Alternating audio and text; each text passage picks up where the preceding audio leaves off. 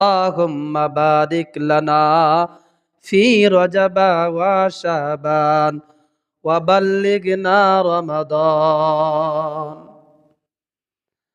আমরা রজব মাস আসার পরে যেই 6টি আমল বেশি বেশি করে করবে, এক নাম্বার হলো দোয়া।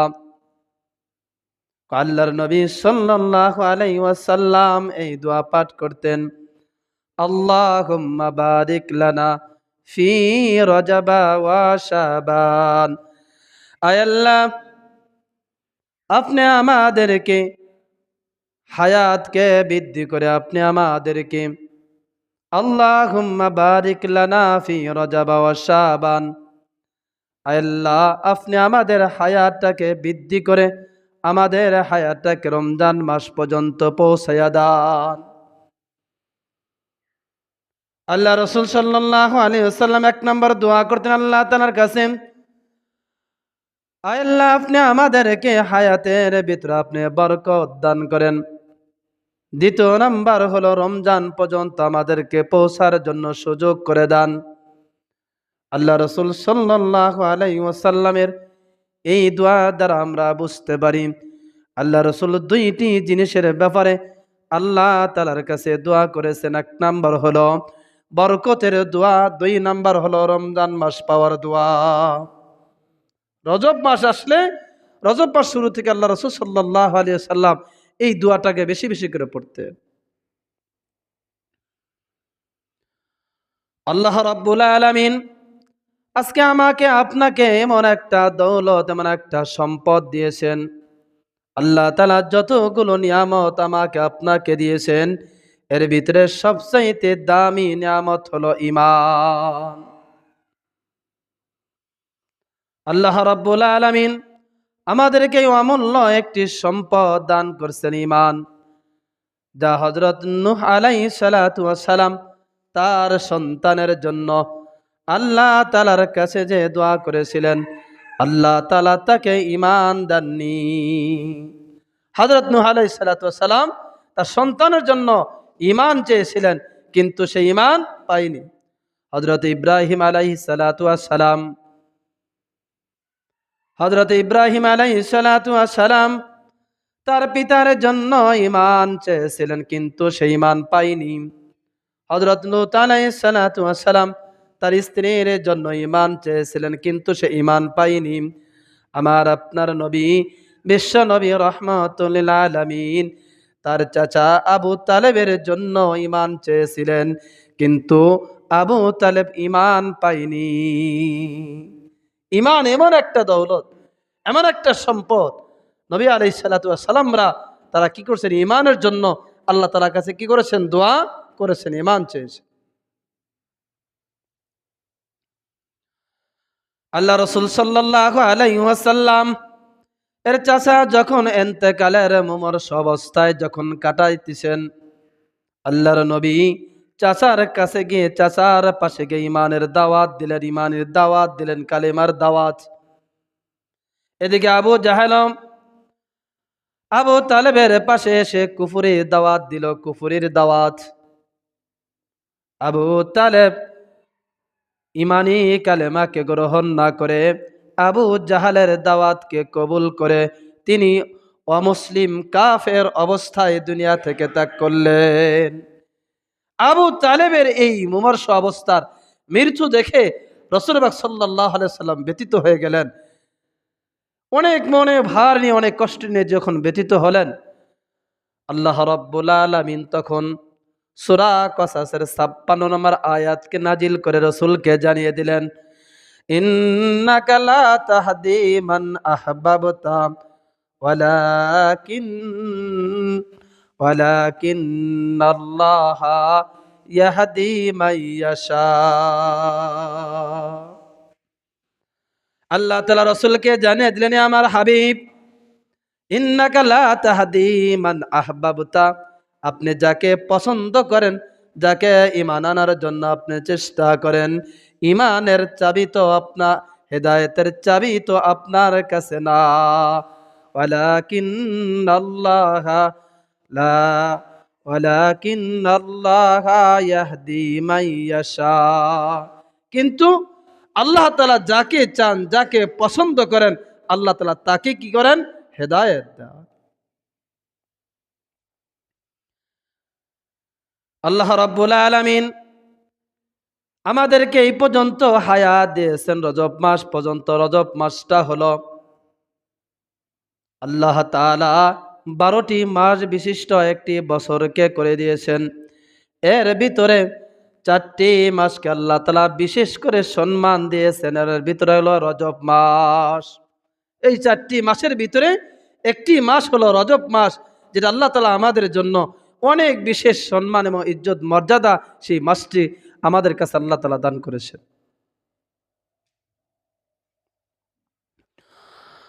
এই রজব মাস আমাদের আমলের মাস। 1 নাম্বার হলো আমরা দোয়া বেশি বেশি করে পাঠ করব। 2 নাম্বার আমাদের আমল হবে রোজা। আরবি মাস অনুযায়ী 13, 14, 15 তারিখ সোমবার এবং বৃহস্পতিবারের দিন আমরা নফল রোজা রাখবো। নফল রোজা এবং নফল নামাজ পড়ে আল্লাহ তাআলার কাছে দোয়া করব, আল্লাহ আপনি আমাকে বাকি 10টা মাস আপনি হায়াত দিয়েছিলেন। ওগো আল্লাহ, আমি নামাজ পড়ে রোজা রাখে আপনার কাছে দোয়া করি, আল্লাহ তোমার গফফারের নামের উসিলা করে আমাদের অতীতের জীবনের সমস্ত গুনাহগুলো ক্ষমা করে দেন আল্লাহ। অন্যায় করেছি, জুলুম করেছি, ব্যভিচার করেছি, কত গুনার কাজে লিপ্ত ছিলাম, আল্লাহ তোমার গফফার নামের উসিলা করে আপনি আমাদেরকে ক্ষমা করে দান। 2 নাম্বার আমল হবে আমরা সেই 13, 14, 15 তারিখ সোমবার এবং বৃহস্পতিবারে রোজা রেখে রেখে আল্লাহ তাআলার কাছে দোয়া করব নিজের গুনাহের জন্য। আল্লাহ তাআলার যদি দয়া হাল হয়, আল্লাহ তাআলা যদি আমাকে আপনাকে ক্ষমা করে দেন, তাহলে আমার আপনার জন্য সৌভাগ্যের বিষয় হবে। কিন্তু মনে রাখবেন, আল্লাহ তাআলা 2 শ্রেণীর মানুষদেরকে ক্ষমা করেন না। 1 নাম্বার মুশরিক। মুশরিক ব্যক্তিদেরকে আল্লাহ তাআলা ক্ষমা করেন না। মুশরিক কাদেরকে বলা হয়? যারা আল্লাহ তাআলার সাথে অংশীদার করে, শরীক করে যারা, তাদেরকে আল্লাহ তাআলা ক্ষমা করবেন না। দেখবেন অনেক মাজারে দেখা যায় কবরে গিয়ে সেজদা করে, মাজারে গিয়ে আলো বাতি লাগায়, আগুন লাগায়, কি জন্য? বাবার কাছ থেকে অনেক কিছু পাওয়ার জন্য। যে বাবা মারা যাবার কোনো ক্ষমতা থাকে না। আবার অনেকে গিয়ে ওই বাবার কবরটাকে সুন্দর করে ধুয়ে ওই পানিগুলো বাড়িতে পান করে। এগুলো হলো শিরক। যারা কবরে যারা বাতি দিবে, কবরে যারা করবে, এগুলো সবগুলো শিরক। যারা শিরক করবে আল্লাহ তাআলা তাদেরকে কি করবে না? ক্ষমা করবে না। তাহলে আমরা আল্লাহ তাআলার কাছে ক্ষমার দোয়া করব। শর্ত হলো 1 নাম্বার, আল্লাহ তাআলার সাথে শিরক করা যাবে না। তাহলে হুজুর আমরা কিভাবে চিনব? অনেক দেখি জুব্বা পাঞ্জাবি মাথায় পাগড়ি বেঁধে মাজারে পাশে বসে এই বড় বড় প্যাট নিয়ে বসেছে। হ্যাঁ, আমরা তো তাদেরকে হুজুর বলে জানি। তাহলে হুজুর কোনটা হক্কানি ওলামায়ে কেরাম আর কোনগুলো মাজারপন্থী, যেগুলো হক্কানি ওলামায়ে কেরাম না, এগুলো আমরা কিভাবে চিনব? চেনার পন্থা আছে 2টি। 1 নাম্বার হলো আপনারা গ্রহণ করবেন ওই সমস্ত ওলামায়ে কেরামদের কথা।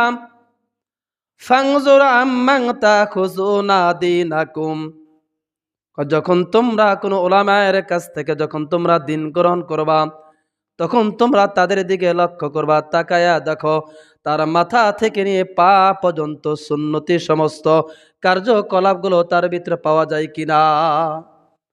1 নম্বর শর্ত হলো ফাংজুর, দৃষ্টি করো, আম্মান তাখুজুনা দীনাকুম, যাদের কাছ থেকে তোমরা দিন গ্রহণ করবা তাদের ভিতরে সুন্নতি লেবাস, সুন্নতি পোশাক, সুন্নতি সমস্ত কাজগুলো তাদের ভিতরে আছে কিনা। 2 নাম্বার হলো হযরত আলী রাদিয়াল্লাহু তাআলা আনহু বলেন, মান আরাদা ইয়ানজুরা ইলা রাজুলিন মিন আহলিন নার উনজুর ইলা রাজুলিন জালিসিন হাওলাহু কওমুন কায়িম। হযরত আলী রাদিয়াল্লাহু তাআলা আনহু বলেন, তোমরা যদি কোনো জাহান্নামী ব্যক্তিকে তোমরা দেখতে চাও, উনজুর ইলা রাজুলিন জালিসিন, তাহলে তোমরা দৃষ্টিপাত করো ওই সমস্ত ব্যক্তিদের দিকে, হাউলাহু, যাদের চতুর্পাশে লোকগুলো দাঁড়ানো থাকবে, কওমুন কায়িম, এবং সে বসে থাকবে এবং তার চতুর্দিক দিয়ে কওমের লোকরা দাঁড়াইয়া থাকবে। মাজারে লোকগুলো কিভাবে দাঁড়ায় থাকে? হিন্দুদের মতো। হ্যাঁ, বাবার সামনে গিয়ে হাতগুলো এইভাবে সামনে দিয়ে হিন্দুদের মতো দাঁড়িয়ে থাকে। আর ওই পিসাবও একেবারে অহংকার, একবারে গাম্ভীর্য নিয়ে সে অহংকারের সাথে এভাবে প্যাট ফুলে সামনে বসে থাকে। সে একবারও বলে না তাদেরকে বসার জন্য। কেন? সে তার চায় যেন তার মুরিদানরা যেন তাকে সেজদা করে, তারা পায়ে যেন কি করে, কদম পুষি করে। কিন্তু লক্ষ্য করে দেখেন, আল্লাহ রসুল সাল্লাল্লাহু আলাইহি ওয়াসাল্লামের কাছে একজন অসহায় দরিদ্র রাখাল গরিব একজন সাহাবী রসুলের কাছে আসলেন। আল্লাহ রসুল সাল্লাল্লাহু আলাইহি ওয়াসাল্লাম ওই রাখাল গরিব সাহাবীকে বললেন, করনি করনি করনি, তুমি আমার কাছে আরো চলে আসো, তুমি আমার আরো কাছে চলে আসো। ওই গরিব সাহাবী রাখাল বলেন, আমাকে তো অনেকে আমাকে অবহেলা করে আমাকে গরিব ভেবে আমাকে তাড়িয়ে দিয়েছেন, কিন্তু ইনি এমন একজন মানুষ যিনি আমাকে আরো কাছে ডেকে নিয়েছেন, আমাকে কাছে টেনে নিয়েছেন। রাসূলুল্লাহ সাল্লাল্লাহু আলাইহি ওয়াসাল্লাম এই খাইবারের ময়দানে যখন এই ব্যক্তির লাশটা যখন পড়েছিল, সাহাবা কিরামরা রাসূলুল্লাহ সাল্লাল্লাহু আলাইহি ওয়াসাল্লামকে ডেকে নিয়ে গেলেন। তারা চিন্তা করলেন এই লাশটা কোনো কার বা কাহার কোথায় কোনো গোয়েন্দাগিরি করার জন্য আসছে নাকি। আল্লাহ রসুল সাহাবা কিরামদেরকে বলেন, ও আমার সাহাবা কিরামরা, তুমি শুনে রাখো, এই গরিব সাহাবীটি যখন আমার কাছে আসলো, আমার কাছে আসার পরে আমি যখন তাকে কাছে টেনে নিলাম, তখন এই সাদ ইবনে গালেব রাদিয়াল্লাহু তাআলা আনহু কালিমা পরে মুসলমান হয়ে গেলেন। লা ইলাহা ইল্লাল্লাহু মুহাম্মাদুর রাসূলুল্লাহ। ও আমার সাহাবা কিরামরা শুনে রাখো, আমি দেখলাম, নজর করে দেখি, আমার এই সাহাবীটা তো সে তো জাহাদের ময়দানে সে লাঠি নিয়ে গিয়ে অংশগ্রহণ করে সাহাবা কিরামদের ভিতরে ঢুকে জাহাদ করতে করতে সে শাহাদাত বরণ করেছে। আল্লাহ রাসূল সাল্লাল্লাহু আলাইহি ওয়াসাল্লাম তাহলে এত নিম্ন পর্যায়ের গরিব ব্যক্তিদেরকে তিনি কাছে টেনে নিতেন। কিন্তু এখন বর্তমান মাজার পুঁজিরা এভাবে কবর সামনে বসে থাকে, আর তার মুরিদানরা আসে যেন কবর সেজদা করে, তার কবর পাশে যারা থাকে যেন এটা নিয়ে তারা বসে থাকে। এই জন্য আমরা পরিষ্কার করে জানব, যেগুলো আপনার মাজার সমর্থ মাহফিল হোক বা কবর জিয়ারত বা কবরে যা সেজদা করুক, এখানে তারা আমরা অর্থায়ন যারা দিব, এগুলো হারাম হবে। এখানে শরীক হওয়াটা হারাম হবে, ওই জায়গা খানাফিনা করাটাও হারাম হবে। এই জন্য পুরা বাংলাদেশ না, যত আপনার পুরা পৃথিবীর ভিতরে যারাই আপনার হক্কানি ওলামা কেরাম যারা আছে, এরা কখনো বলবে না দেওয়ানবাগি, আটরশি, ফরিদপুরি যে মাহফিলগুলো হয় এগুলো হক মাহফিল। এগুলো হলো এরকম মাজার পন্থায়, এরকম মাজার বন্ডদের মাহফিল। এগুলো মাহফিলে যাওয়া মানে আপনি আপনার শরীকে অংশগ্রহণ করা, এগুলো মাহফিলে খাওয়া দাওয়া করা মানে শরীকে মাহফিলে খাওয়া দাওয়া করা, এ সমস্ত মাঠে যায় আপনার সহযোগিতা করা মানে শরীকের কাজে সহযোগিতা করা। ফরিদপুরি বলেন, আটত্রিশি বলেন, আর যেটাই বলেন। এই জন্য ফরিদপুরি মাহফিলে যাওয়া যাবে না, আটত্রিশি মাহফিলে যাওয়া যাবে না। এগুলো হলো শিরিক, এগুলো শিরিক কার্যক্রমে অংশগ্রহণ করা যাবে না। যাই হোক, তৃতীয় নাম্বার আমাদের আমল হবে রজব মাসে যে 3 নাম্বার আমল আমরা যেটা করব, জাওয়ালের নামাজ। জাওয়ালের নামাজ মানে সূর্য যখন হেলে যায় দুপুরে, যখন হারাম ওয়াক্তটা চলে যায়, জহর ওয়াক্ত শুরু হয়, এই সময় 4 রাকাতের নামাজের কথা আছে। যে ব্যক্তিরা এই সূর্যের হেলে যাওয়ার সময় জাওয়ালের নামাজ যারা আদায় করবে, এই সমস্ত ব্যক্তিদের জন্য আল্লাহ রাব্বুল আলামিন 7 আসমান তাদের জন্য খুলে দেন। এই জন্য আমরা এই জাওয়ালের নামাজটা আদায় করব। যখন কোনো ব্যক্তি এই জহরের 4 রাকাত জাওয়ালের নামাজ যখন আদায় করবে, ফিহা সাআতুম আবওয়াবুস সামাই, এই সমস্ত ব্যক্তিদের জন্য 1টা 2টা না 7টা আসমান খুলে দিয়ে আল্লাহ রাব্বুল আলামিনের পক্ষ থেকে তাদের উপর রহমত বর্ষিত হয়। 1টা আর 2টা না, তাদের জন্য 7টা দরজা আল্লাহ রাব্বুল আলামিন খুলে দেন তাদের উপর রহমত বর্ষিত হওয়ার জন্য। 3 নাম্বার, 3 নাম্বার হলো জাওয়ালার নামাজ, 4 নাম্বার তাহাজ্জুদের নামাজ। আমরা শেষ রাত্রে উঠে আল্লাহ তাআলার কাছে কান্নাকাটি করব, আল্লাহ তাআলার কাছে দোয়া করব বিশেষ করে। আর মাত্র রমজানের 2টি মাস বাকি আছে, এই 2 মাসে বেশি বেশি করে তাহাজ্জুদের নামাজ পড়ে আল্লাহ তাআলার কাছে কান্নাকাটি করব। আমরা তো সময় ঘুমাই, আমরা অনেক সময় বলি হুজুর অসুস্থ, সুস্থতার জন্য দোয়া করেন। আল্লাহ তাআলা যখন আমাকে আপনাকে ডাকেন এগুলো দেওয়ার জন্য, ফায়াকুলু আলা মুস্তাগফিরিন ফাগফির লাহুম, আল্লাহ তাআলা শেষ রাত্রে তার বান্দাদেরকে ডাক দেয়া বলেন, হে আমার বান্দারা, কার ক্ষমার প্রয়োজন আছে আমার কাছে ক্ষমা চাও। আলা মুস্তাগফিরিন লাহু, আমি আল্লাহ তাআলা তাকে যে ক্ষমা করে দিব। আলা মুস্তারজিকিন ফারজুকাহুম, কেউ অভাবী আসো, রিজিকের অভাব, তুমি আমার কাছে রিজিক তো আমি তোমাকে রিজিক দিয়ে দিব। আলা মুবতালান ফাউ আফিয়াহু, কে আসো অসুস্থ, আমার কাছে সুস্থতার জন্য দোয়া চাও, আমি আল্লাহ তাআলা তোমাকে সুস্থতার নিয়ামত দান করব। এই জন্য শেষ রাত্রের সময়টা অনেক গুরুত্বপূর্ণ। এই জন্য আমরা আল্লাহ তাআলার কাছে উঠে তাহাজ্জুদের নামাজ 2-4 রাকাত পড়ে আল্লাহ তাআলার কাছে দোয়া করব।